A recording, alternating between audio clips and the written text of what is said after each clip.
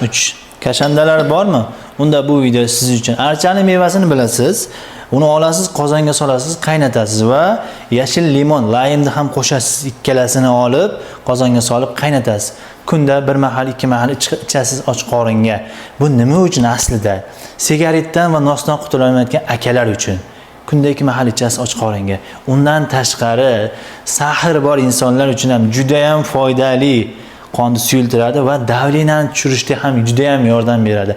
Buni hech qanday zaharli va zararli tomoni yo'q. Hatto xohlasangiz yeb ko'rsataman buni. Va buni o'zimiz damladik yaqinda. Mana. Xuddi shunaqa rangga keladi. Ham biroz achchiqroq.